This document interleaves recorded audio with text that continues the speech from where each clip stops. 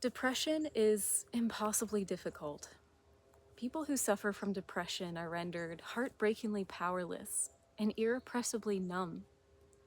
From the perspective of acceptance and commitment therapy, also known as ACT, many forms of therapy that attempt to treat depression do so in a way that doesn't target the root of the disorder. And so people with depression often spend hours in and out of therapy with little or no improvement to their symptoms. Acceptance and commitment therapy offers a really different approach to depression from more common approaches like cognitive behavioral therapy. So for a lot of people who have tried cognitive behavioral or other more common approaches with little benefit, I recommend they consider seeking out a counselor who works with acceptance as a primary tool. This shift could make a massive difference, and let's talk about why. So do you ever talk to someone about your depression, maybe a therapist, maybe just a friend, and they sort of imply that what you're feeling is just the result of a mindset? Like they think it's a choice. And people who have never had depression often take this standpoint because, honestly, they might not have any idea what living with this mental disorder is like. So it's, well, can you focus on what's good in your life? Or maybe you just need to think about this another way. Acceptance and commitment therapy sees this kind of approach as potentially destructive. Because when we view emotions as optional, we're viewing depression, chemical imbalances, certain life circumstances, etc., as symptoms of a flawed coping mechanism. Acceptance, on the other hand, acknowledges that sometimes feelings can't be helped. Sometimes our brain chemistry just makes life more difficult for us. And sometimes life circumstances happen that we have no power to change. When we practice acceptance, we acknowledge this truth, and the way we acknowledge it is really important. We do this with mindfulness. Now, don't click away yet. I know mindfulness gets a bad rap sometimes, and there's a reason for that. When therapists present mindfulness as the typical, okay, tell me 5 things you can see, 4 things you can hear, and 3 things you can touch, and so on, they're essentially offering mindfulness as a coping mechanism. The way a lot of therapists use mindfulness, it's like slapping a band-aid on a burn. So you can say, well, look, I did something, I'm helping. And certainly, mindfulness as a coping mechanism has some benefits. But when therapists who practice mindfulness don't even bother to research and understand the philosophies from which mindfulness springs, they're missing an opportunity to offer some of the most comprehensive and healing approaches that actually have the power not just to help people cope with depression, but to help them overcome it. Now, before I begin, I want to say that engaging in acceptance as a therapeutic tool, it does not mean that you have to abandon other treatments like medication and lifestyle changes. In fact, acceptance and commitment therapy is very supportive of the fact that many people require medication or increased exercise, dietary changes, etc., in order to live happy lives. Because remember, acceptance means we aren't seeing our symptoms as optional. We're working with the reality of things. Okay, so as we talk about this, don't take this as a reason to quit your medication or your other strategies. In fact, don't see this video as therapy at all. Social media isn't therapy, and you'll have to seek individualized care for that. Okay, but let's get to the good part. So, acceptance and commitment therapy doesn't see depression as something to fix. And yeah, you heard that right. That's because it's heavily based on Eastern philosophies that emphasize the acceptance of emotions. For a lot of people with depression, this brings immense relief right off the bat, and we haven't even scratched the surface yet. But even thinking of depression as something that doesn't need to be fixed right this instant, it gets the healing process going. In many countries like America, there are even social taboos that tell people it's not okay to be unhappy. that we have to be happy all the time. America is famous for this kind of attitude, but in many countries, it's actually considered normal and healthy to be unhappy sometimes. In Germany, for example, they have a word, Gefühlsigkeit, which roughly means emotional authenticity.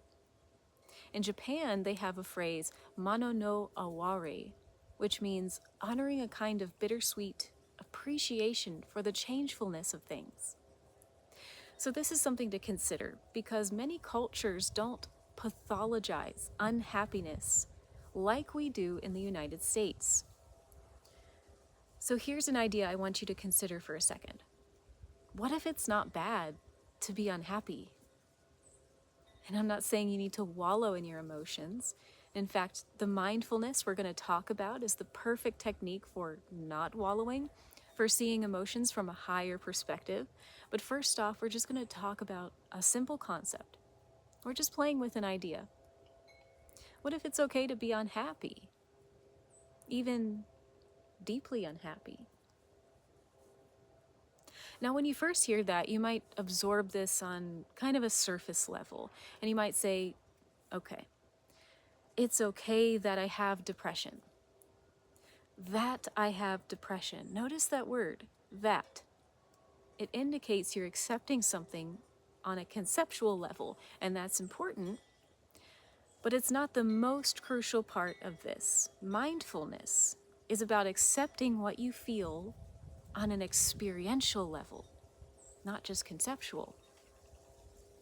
And the best way to explain this is for us to try it together. So see if you can, in this moment, notice some of your uncomfortable feelings. Yeah, some of your uncomfortable feelings. Notice them right here and now, not just the normalized feelings. This might feel unnatural because noticing our uncomfortable feelings is usually the opposite of what we're taught to do.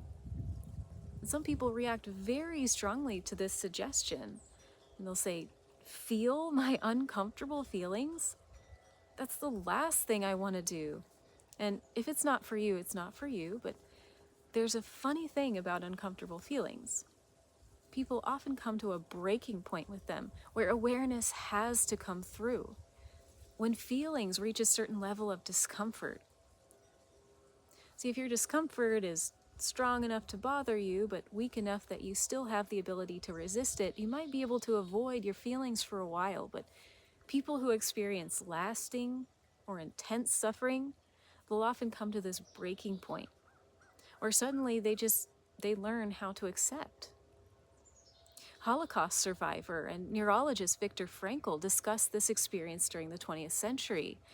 He found out, like many people have, that intense suffering can spark a practice of acceptance in a beautiful way. So in this moment, can you notice the emotions and feelings in your body that are a little uncomfortable? A lot of people don't even know their emotions are in their body. That's how out of touch our society has become. Feel the emotions in your body, even the ones that hurt, perhaps especially the ones that weigh you down, or the ones that are always lingering under the surface, filling your days with a kind of numb discontent. See if you can allow these feelings to be there, and don't ask them to change.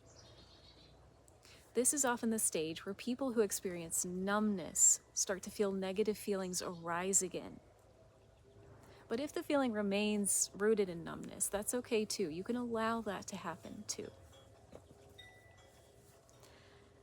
So we did it. We felt our feelings. We did mindfulness. Or at least, we did step one.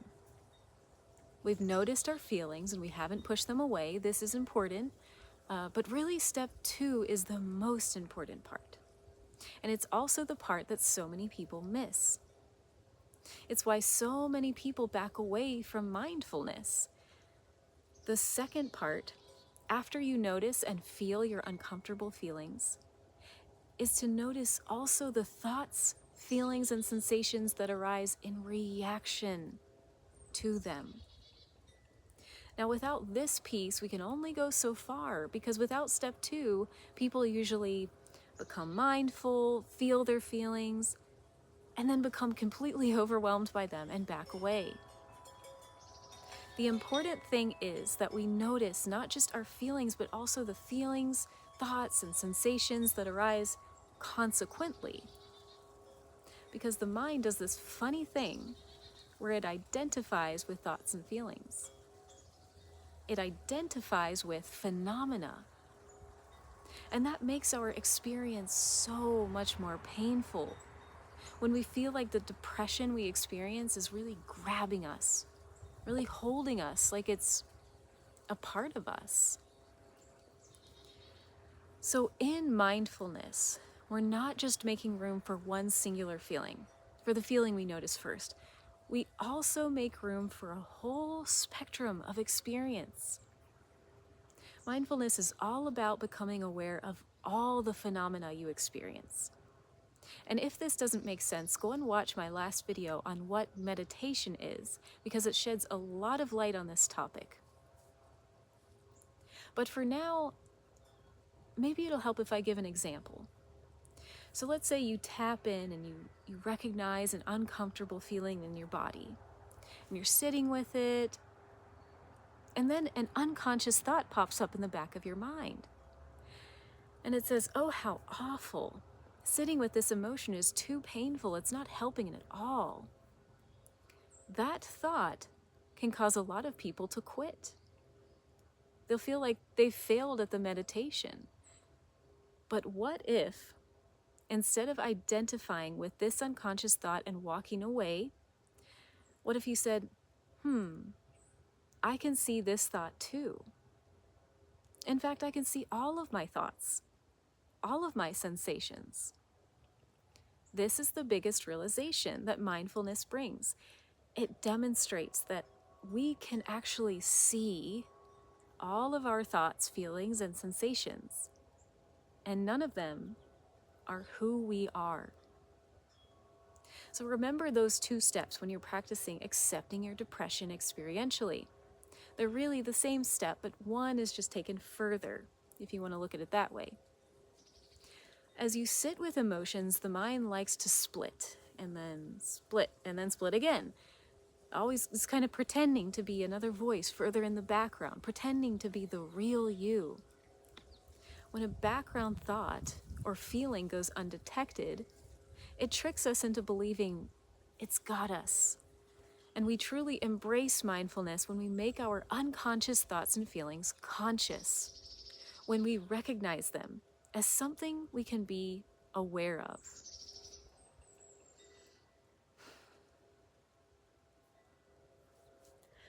Eastern philosophies suggest that when our thoughts and feelings become too tight and heavy, it's time to take them off, so to speak, like a coat in the springtime. And we do that not by escaping our experience, but by accepting our experience as it is. And honestly, we're not even expecting our uncomfortable feelings to go away. We're not asking for them to go away. We're practicing non-judgment about what we're going through and about the form that this present moment is taking. That is why acceptance is so powerful in treating depression. This is actually a form of self-compassion, is what it is. We're taking the load off. Dealing with depression is enough on its own. Should you have to feel guilty about having it too? Should you have to feel the pressure to make it better every second? Being aware of the experiences of depression, it doesn't mean you're wallowing in your feelings. Wallowing would imply that you're adding to the mental story. Oh, this is so awful, so terrible, so unacceptable. But all those words, awful, terrible, unacceptable, those are judgments. And mindfulness doesn't judge. And while we're on that subject, though, I do want to point out that sometimes we're too quick to label self-compassion as wallowing, especially in America. The truth is that it's good and healthy sometimes to acknowledge how hard something is. It can be healthy to say to yourself, what I'm going through is really hard right now. and extend love to yourself. And this doesn't mean you're feeling sorry for yourself. But since our culture isn't too big on self-care, it's too quick to make that leap and call self-compassion weakness when it isn't.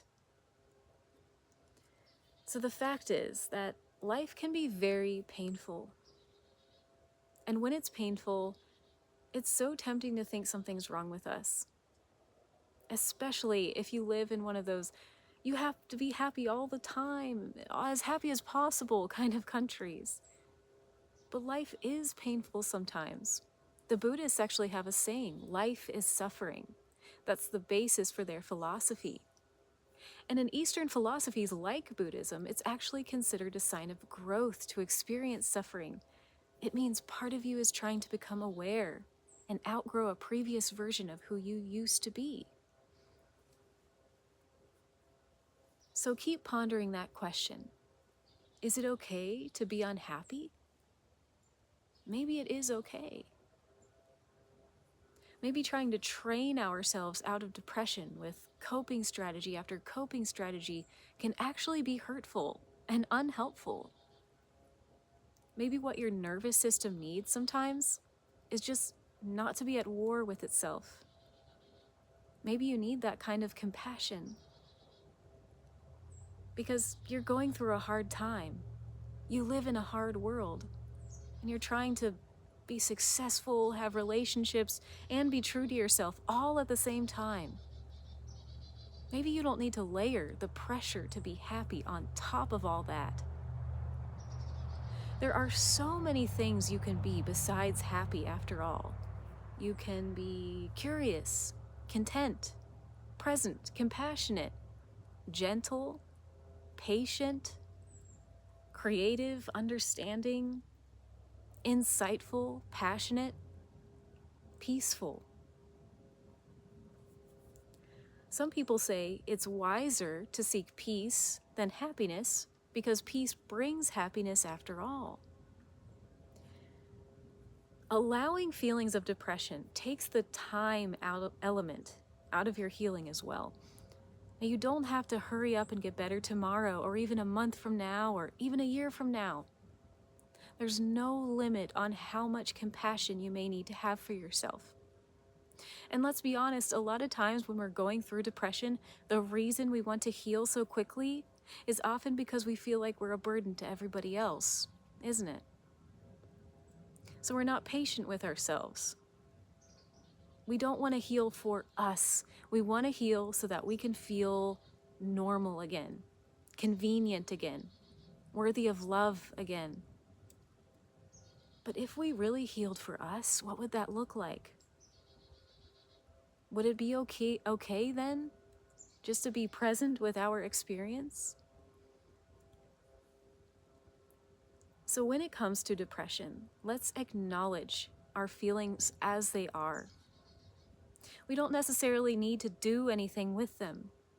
Though a lot of people find that mindfulness lets them unearth feelings that they later want to talk about during therapy. But much of the time, we need a combination of talking about it and simply processing, making space for what we're going through. Just notice. Notice and don't change. Notice the layers on top and the layers underneath. Notice and automatically invite love into your experience. Thanks for watching.